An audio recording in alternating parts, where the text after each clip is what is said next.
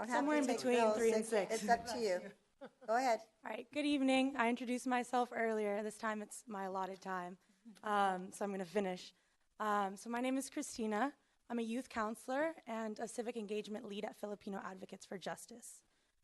The welfare of young people and moderate to low income residents has been at the core of FAJ's work since its inception 43 years ago.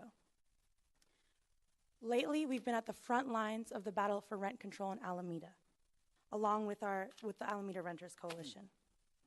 Since then, working people and young people have exercised their power and pushed you to pass legislation that protects tenants. When your legislation proved to be unsatisfactory, we continued to mobilize around rent control, gaining the support of Alameda residents on a ballot initiative that would put rent control and just cause evictions on the November ballot. Mr. Daysug, Ms. Ashcraft, Mr. Odie, Mr. Mataris, and Mayor Spencer, we've been trying to work with you and city staff for months. We've been present and vocal every time the issue of rent control has come up. We've shared our stories again and again in the hopes that you will finally hear us and pass legislation that works in favor of the majority of your constituents. While the composition of this room might suggest otherwise, we represent the 60% of Alameda renters. We represent the people of color, we represent the working class people, and we represent the families that could not be here at almost 11 p.m. tonight. Despite what is either a lack of consideration for young and working people or an overt attempt to make this meeting less accessible for us, as Aaron said, we are here to ensure that our voices continue to be heard. Now, upon first examination, your proposed charter amendment seems illogical.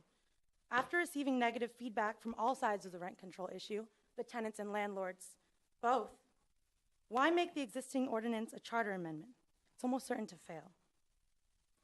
However, we have re-examined the charter amendment in the context of the local politics here in Alameda.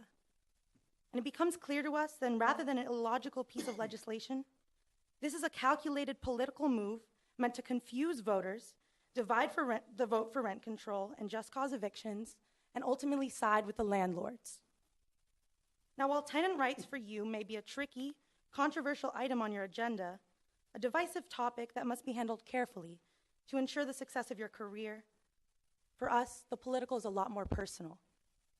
You've listened to us tell you for months that our homes, our families, and our jobs are under attack. Ms. Kern, you are at a meeting with us and tenants who described the harassment they face by their landlord on a daily basis. And instead of hearing them, you became defensive and did not help. Now, if our personal stories continue to fail to compel you to work for the interests of our community, the backbone of this island, I'd like to remind you that the power of the people will always be stronger than the people in power. The fabric of our lives is in danger, and we as a collective will work harder and fight longer until we achieve justice, with or without you.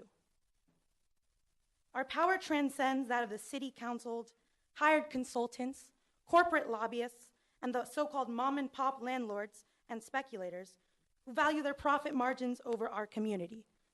I echo what Aaron said, people over profit. Thank you.